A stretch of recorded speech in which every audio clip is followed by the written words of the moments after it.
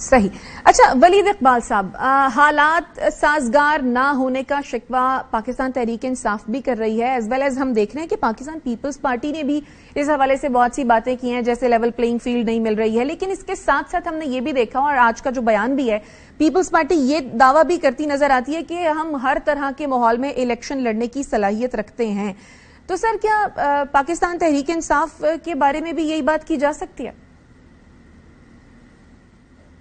جی بالکل کی جا سکتی ہے جی. اور سب سے پہلے تو میں لغاری صاحب کی نیک تمناؤں کے لیے ان کا شکریہ ادا کرتا ہوں,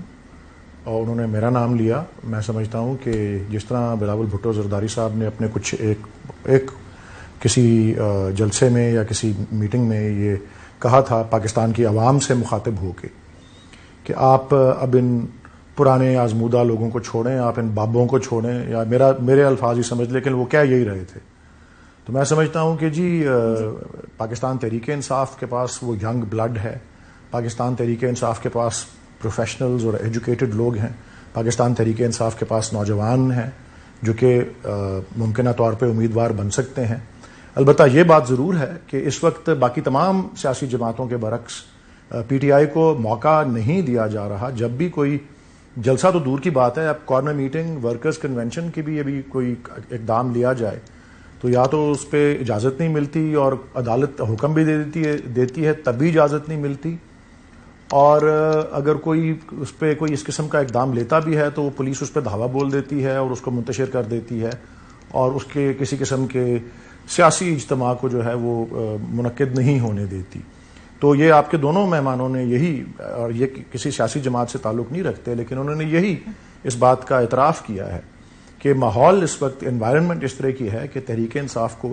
ایکسکلوڈ کرنے کی بھرپور جو ہے وہ کوشش کی جا رہی ہے. بہرحال جس طرح آپ کا سوال جو ہے وہ یہی ہے کہ تحریک انصاف بھی ہر قسم کے ماحول میں اور ہر قسم کے حالات میں, کیونکہ یہ سیاسی جماعت ہیں, ہم بھائی سیاسی جماعت کا کام ہی یہی ہوتا ہے کہ وہ ایک سیاسی جد و جہد کرے, ایک سیاسی مہم چلائے, ایک سیاسی طریقے سے لوگوں سے منتخب ہونے کے لیے جو ہے وہ ان کے ووٹ جو ہے ان سے رجوع کرے. تو وہ سب چیزیں جو ہیں ہم بالکل کریں گے جی. اور آج ایک تھوڑا سا تبدیل کیا ہے موقف پاکستان پیپلز پارٹی نے, کہ جس میں زرداری صاحب کی ٹویٹ جو آپ نے بتائی,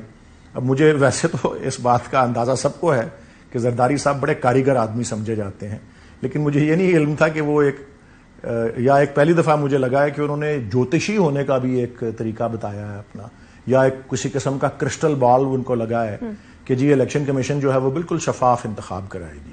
یہ ہمارا جو انتخابات کا جو قانون ہے الیکشنز کا, الیکشنز ایکٹ موجودہ اور ماضی میں بھی جو رہے ہیں دیگر قوانین, اور اس کے علاوہ جو عدالتوں کے اس بارے میں تشریح رہی ہے کہ الیکشن ہوتا کیا ہے, شفاف الیکشن اور الیکشن کی مہم اور وہ سارا کچھ وہ شروع ہوتا ہے اس وقت سے جب اس کا شیڈیول کا اعلان ہو, اور اس میں وہ تمام مراحل شامل ہوتے ہیں جس میں کیمپین بھی ہوتی ہے, جس میں کاغذات نامزدگی کا سلسلہ بھی ہوتا ہے, جس میں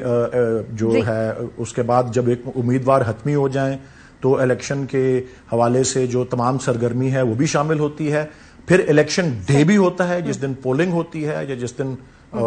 لوگ ووٹ اپنے کاسٹ کرتے ہیں, اور پھر اس کی گنتی اور اس کے نتائج کا جو اعلان ہے, یہ پورا ایک پروسیس ہوتا ہے. تو مجھے تھوڑی سی حیرت اس بات پہ یہی ہوئی ہے کہ پاپا کچھ اور کہہ رہے ہیں اور بیٹا کچھ اور کہہ رہا ہے, اور میرے خیال میں تھوڑے سے نوٹس ان کو آپس میں ملانے چاہیے زرداری صاحب کو اور بلاول صاحب کو, کہ وہ پاپا کہتے ہیں بڑا کام کرے گا یا نام کرے گا, اور بیٹا ہمارا جیسا کام کرے گا. تو بہرحال جی وہ بیٹا اب کیا کام کرتا ہے یہ تو خیر دیکھتے ہیں, اس سے ہم متفق ہیں ان کے موقف سے کہ نذیر لغاری صاحب آپ کراچی میں بیٹھے ہوئے ہیں, آپ کراچی میں بیٹھے ہوئے ہیں, کیا ہلچل جو مچتی ہوئی دیکھ رہے ہیں, کیا دیکھ رہے ہیں آپ؟ نہیں, کراچی دیکھیں ایک حد تک تو آپ کو بلدیاتی الیکشن میں اپنا ایک حد تک مینڈیٹ دے چکا ہے, اور میرا خیال نہیں ہے کہ اس سے مختلف ہوگا. پی ٹی آئی کا یہی پاپولیرٹی ہے جو اس وقت ہے, جس طرح سے اسی بنیاد پر اس نے الیکشن میں حصہ لیا. جماعت اسلامی کے پاس بھی یہی مقبولیت ہے اور پیپلز پارٹی کے ساتھ بھی. اچھا, پیپلز پارٹی کے بارے میں ایک چیز میں نے پچھلے دنوں واضح بھی کی تھی کہ 70 کے الیکشن میں یہ تاثر دیا گیا تھا کہ کراچی سے ہار گئی تھی, جبکہ ایسا نہیں تھا. कराची में कौमी असम्बली के इलेक्शन में पीपल्स पार्टी को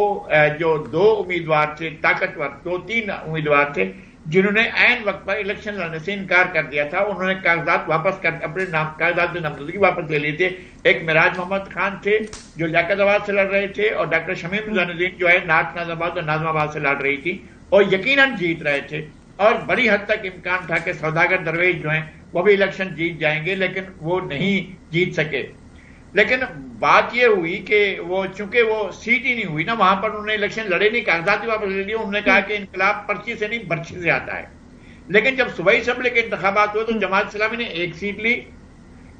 मुस्लिम लीग ने 1 सीट ली, जमीयत उलमा पाकिस्तान नूरानी ग्रुप ने जो है वो 4 सीटें ली, और आजाद उम्मीदवार जो कामयाब हुए थे वो 1 हुए थे।